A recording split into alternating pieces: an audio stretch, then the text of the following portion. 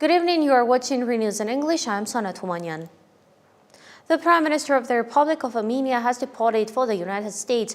Rumors that had been circulating since the beginning of the week regarding a trilateral meeting have been confirmed. The meeting between Pashinyan and Aliyev with Donald Trump will take place tomorrow. Foreign Minister Mirzoyan, Secretary of the Security Council Armen Grigoryan, the Minister of High-Tech Industry and the head of the Civil Contract Faction Haik Gonjarian, who also heads the Armenia-US Friendship Group, have departed for Washington with Pashinyan. Media outlets sourcing information from anonymous White House sources are reporting on a memorandum of intent that has a symbolic text. According to a statement from the Armenian government, the meeting is aimed at promoting peace, prosperity, and economic cooperation in the region. Azerbaijan clarified its demands before departing for America: the dissolution of the OSCE Minsk Group, a constitutional amendment, and the so-called Zangezur corridor.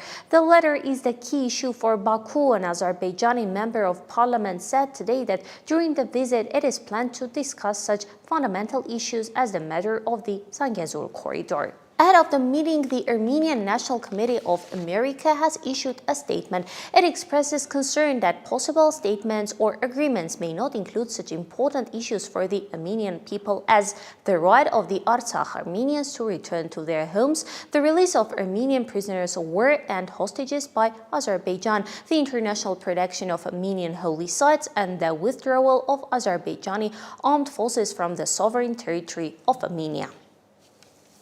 Today's regular government session was chaired by Deputy Prime Minister Meher Grigoryan. The agenda for today's cabinet meeting includes 30 items, of which 26 are non-reported, 1 is secret, and only 3 are for reporting. By decision of the executive training, assemblies have been announced for reservists registered in the first and second categories of the first group of the reserve, including the private, non-commissioned, and officer corps.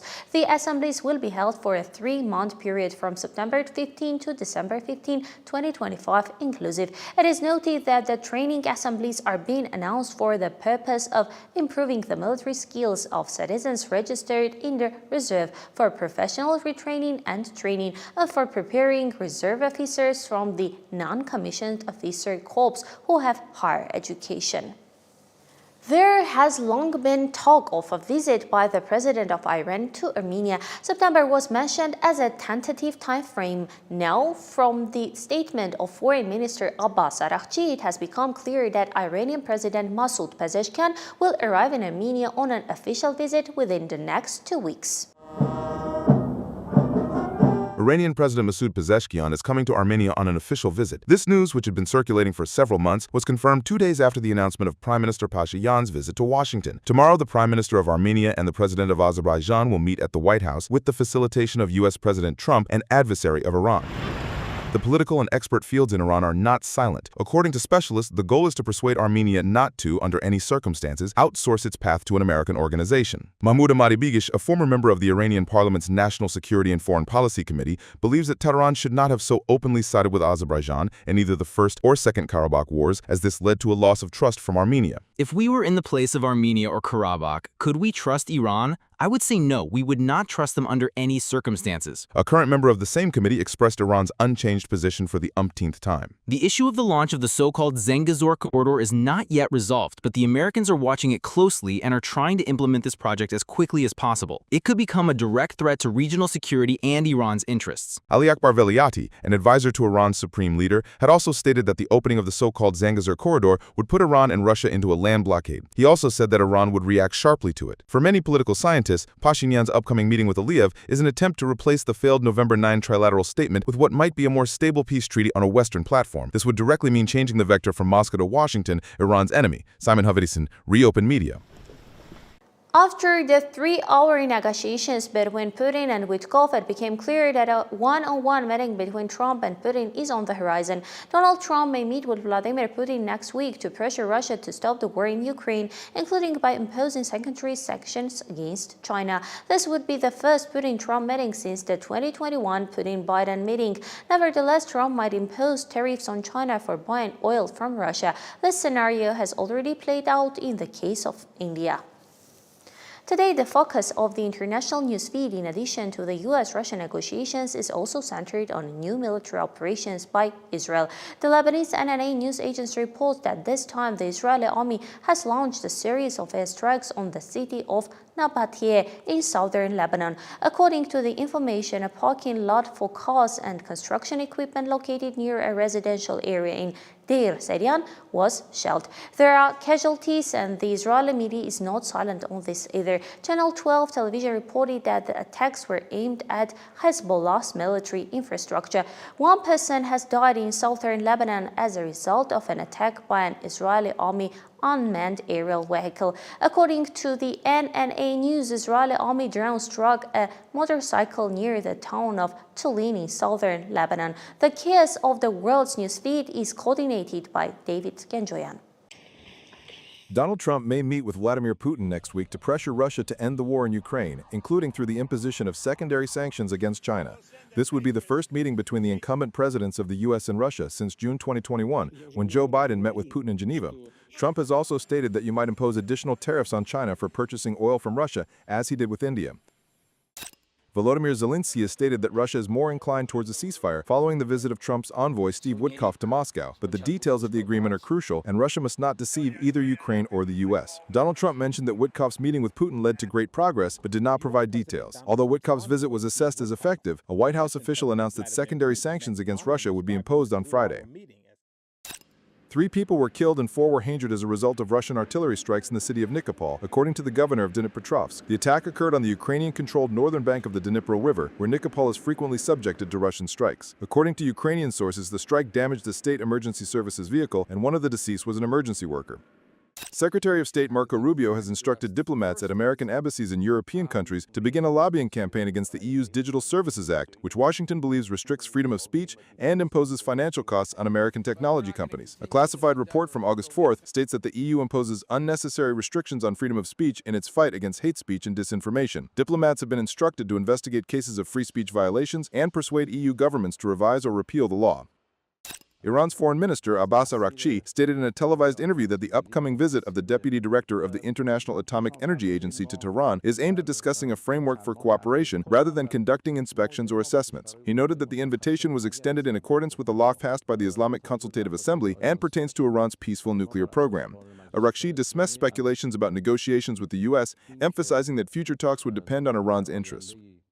4 high-ranking officials and crew members were killed in a plane crash in Ghana. All passengers died, including Minister of Defense Edward Aman Bouama, Minister of Environment Ibrahim Murtala Mohammed, Vice Chairman of the National Democratic Congress Samuel Sarpong, and National Security Advisor Munira Mohammed. The military helicopter had departed from the capital, Accra, heading to the Obuasi gold mining region in the northwest, disappeared from radar shortly after, and its wreckage was later found. A period of mourning has been declared in the country. David Genjoyan, ReOpen Media. Yesterday, the humanitarian catastrophe in Gaza was discussed at an emergency session of the UN Security Council at the request of Israel. I spoke about this briefly yesterday, and now let's take everything in order. My colleagues have prepared a report. The agenda for the session included everything from the demand for the release of Hamas hostages to the 200 deaths due to starvation. Israel convened a meeting of the UN Security Council to demand the release of hostages held by Hamas. The day before, the ruling group in Gaza had released a video of an emaciated 24-year-old Jewish hostage. Members of the Security Council noted that they sympathize with the Israeli hostages, but the dire situation of more than 2 million Palestinians dying of starvation also deserves attention. Most of the Council accused Israel of inciting a humanitarian crisis in Gaza. The latest reports regarding Prime Minister Netanyahu's possible decision to expand Israel's military operations through the entire Gaza Strip, if true, are deeply alarming. This would risk catastrophic consequences for millions of Palestinians and could further endanger the lives of the remaining hostages in Gaza. According to the Gaza Ministry of Health, nearly 200 people have died of starvation, half of them children. The Israeli foreign minister participating in the session tried to justify the accusations against his country and accused critics of spreading anti-Israel falsehoods, because according to Gideon Sa'ar, his country allows a huge amount of aid into Gaza, but it is looted by Hamas. During the UN Security Council meeting, a return to peace negotiations was also announced, and it was stressed that forced territorial changes are inadmissible. There is no military solution to the conflict in Gaza or the broader Israeli-Palestinian conflict. We must establish political and security frameworks that can relieve the humanitarian catastrophe in Gaza, start early recovery and reconstruction, address the legitimate security concerns of Israelis and Palestinians, and secure an end to Israel's unlawful occupation and achieve a sustainable two-state solution. Israel and a fully independent, democratic, contiguous, viable, and sovereign Palestinian state, of which Gaza is an integral part, living side by side in peace and security within secure and recognized borders on the basis of the pre-1967 lines, with Jerusalem as the capital of both states. And until these goals are achieved, the humanitarian situation in Gaza continues to worsen. The population faces a severe shortage of food and drinking water. The people of Gaza suffer every day in displacement camps, living in tents that are not suitable for summer or winter. In addition, there is severe malnutrition without any fruit, vegetables, or meat. The humanitarian situation in Gaza is catastrophic. This is a big crisis, a very big crisis, whether it's clean water or salt water, especially in the summer when our people's main need is water, and we suffer a lot from this every day. God help us. All the barrels are empty. Here is 1, 2, 3. They are empty, and we don't know how to fill them. Behind you is another one, completely empty. What should we do? There is not a single drop of water, not a single drop. Where should we go? Who should we turn to? How do we fill them? We can barely find a little clean water for the children to drink. 3 factions in the European Parliament are accusing Israel of committing genocide in Gaza. Their leaders have sent a letter to the leadership of the European Union demanding that immediate measures be taken against the Jewish state. David Ginjoan, ReOpen Media. ReOpen media journalists have also followed the trail of the announcement by the future Nobel laureate Trump. $50,000 for a visa, who should pay and how? Let's dispel the fog of unanswered questions with a report.